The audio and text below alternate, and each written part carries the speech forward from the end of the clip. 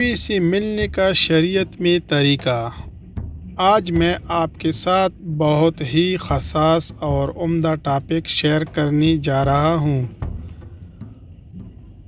اسی کی ہماری نوجوان نسل کو اور خصوصاً شادی شدہ لوگوں اور جن کی شادی ہونے والی ان کے لیے ہے، تاکہ وہ دینی احکام جان کر اپنی شریکی حیات سے ملیں۔ اس کا فائدہ یہ ہوگا کہ انسان سے بھول چوک میں بھی گناہ نہیں ہوگا اور عذاب الہی سے ہم بچ جائیں گے، کیونکہ اگر ہم ماضی کی قوموں کی تباہی کے بارے میں جانیں تو ایک وجہ یہ بھی ملتی ہے کہ وہ رشتہ ازواج میں بہت بے حیائی کرتے تھے۔ تو چلتے ہیں اپنی موضوع کی طرف۔ آج کے آرٹیکل کا موضوع ہے بیوی سے ملنے کا شریعت میں طریقہ۔ میں بیوی کے تعلق سے کچھ ایسے مسائل ہیں جن کا جاننا ضروری ہے، مگر وہ نہیں جانتے کیونکہ دینی کتاب ہم پڑھتے نہیں اور عالم سے پوچھنے میں شرم آتی ہے۔ مگر عجیب بات ہے، مسئلہ پوچھنے میں تو ہمیں شرم آتی ہے، مگر وہی حیرت اس وقت مر جاتی ہے جب دلہا اپنے دوستوں کو اور دلہن اپنی سہیلیوں کو پوری رات کی کہانی سناتے ہیں۔ خیر، یہ آرٹیکل خود بھی غور سے پڑھیں اور اپنے دوستوں اور عزیزوں میں جن کی شادیاں ہوں انہیں تحفے کے طور پر سینڈ کریں۔ یہ آرٹیکل پوائنٹ کی شکل میں ہے، جس کے ساتھ ہم نے اس کتاب کا حوالہ بھی دیا ہے جہاں سے یہ پوائنٹ لیا گیا ہے۔ پورا ضرور پڑھیں۔ نمبر 1، حضرت امام غزالی رحمۃ اللہ علیہ فرماتے ہیں کہ جماع یعنی صحبت کرنا جنت کی لذتوں میں سے ایک لذت ہے۔ نمبر 2، حضرت جنید بغدادی رحمۃ اللہ علیہ فرماتے ہیں کہ انسان کو جماع کو ایسی ہی ضرورت ہے جیسی حذاء کی، کیونکہ بیوی کی طہارت کا سبب ہے۔ نمبر 3، حدیث پاک میں آتا ہے کہ جس طرح حرام صحبت پر گناہ ہے، اسی طرح جائز صحبت پر نیکیاں ہے۔ نمبر 4،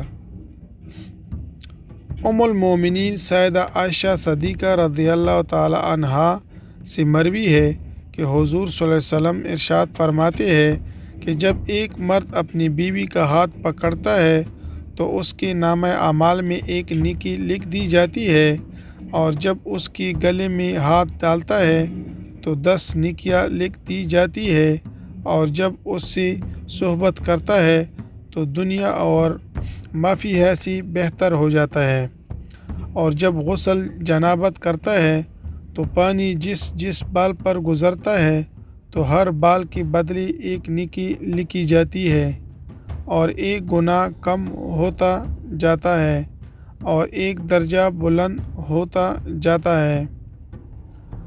نمبر 5، حضرت عبداللہ بن مسعود رضی اللہ تعالیٰ عنہ سے ایک شخص نے عرض کیا کہ میں نے جس لڑکی سے شادی کی ہے مجھے لگتا ہے کہ وہ مجھے پسند نہیں کرے گی، تو آپ فرماتے ہیں کہ محبت خدا کی طرف سے ہوتی ہے اور نفرت شیطان کی طرف سے۔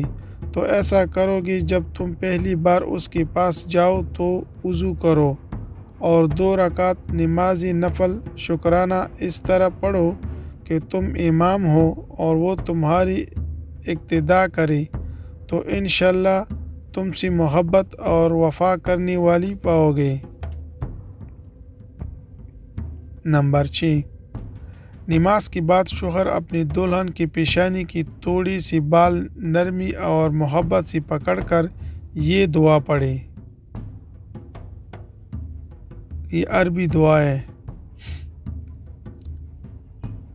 تو نماز اور اس دعا کی برکت سے میں بیوی کے درمیان محبت اور الفت قائم ہوگی انشاءاللہ تعالی۔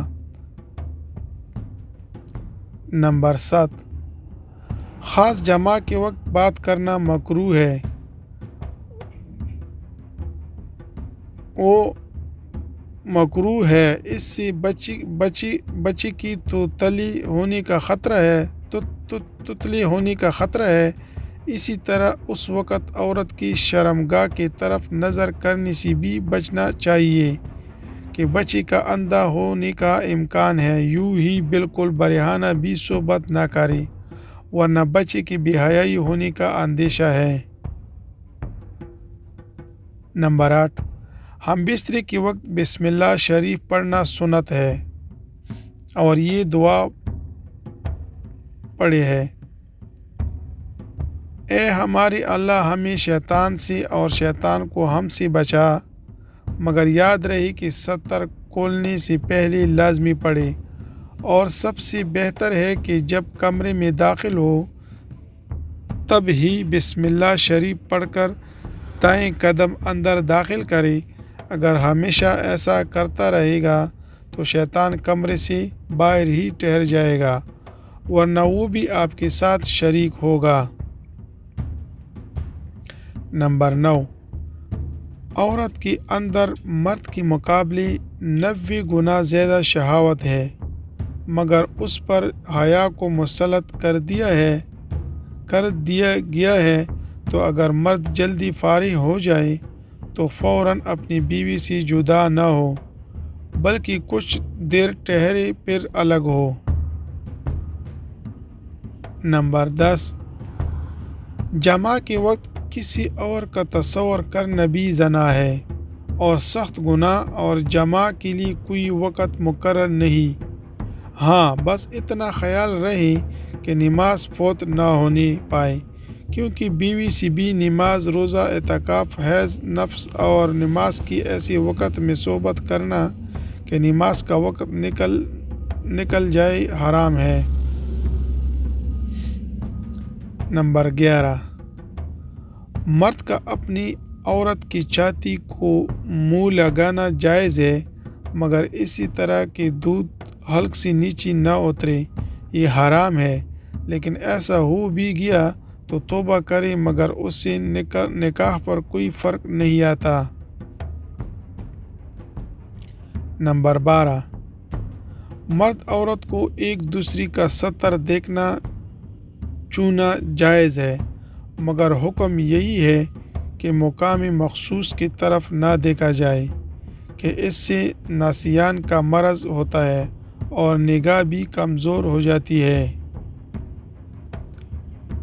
نمبر 13، زیادہ بوڑھی عورت سے یا کھڑی ہو کر صحبت کرنے سے جسم بہت کمزور ہو جاتا ہے۔ اسی طرح بڑے پیٹ پر صحبت کرنا بھی سخت نقصان دہ ہے۔ نمبر 14، جماع کے فوراً بعد پانی پینا یا نہانا صحت کے لیے نقصان دہ ہے۔ ہاں، سطر دھو لینا فائدہ مند ہے۔ نمبر 15، عورت سے حیض کے حالات میں صحبت کرنا جائز نہیں، اگرچہ شادی کی پہلی رات ہی کیوں نہ ہو، اور یوں ہی اس کی پیچھے کے مقام میں صحبت کرنا بھی سخت حرام ہے۔ نمبر 16، مگر حیض کے حالات میں عورت اچھوت بھی نہیں ہو جاتی، جیسا کہ بہت جگہ رواج ہے کہ کھانا بھی نہیں بنانے دیتے۔ یہ جہالت ہے، بلکہ اس کے ساتھ سونے میں بھی حرج نہیں جبکہ شہوت کا خطرہ نہ ہو، ورنہ الگ سوئے۔ نمبر 17، قیامت کے دن سب سے بدتر مرد و عورت وہ ہوں گے جو اپنی راز کی باتیں اپنے دوستوں کو سناتے ہیں۔ نمبر 18، عورت سے جدا رہنے کی مدت 4 مہینے ہے، اس سے زیادہ دور رہنا عورت کی اجازت کے بغیر منع ہے۔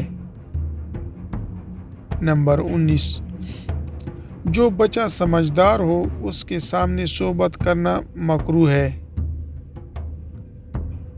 نمبر 20، یاد رہے پہلی رات خون آنا کوئی ضروری نہیں ہے۔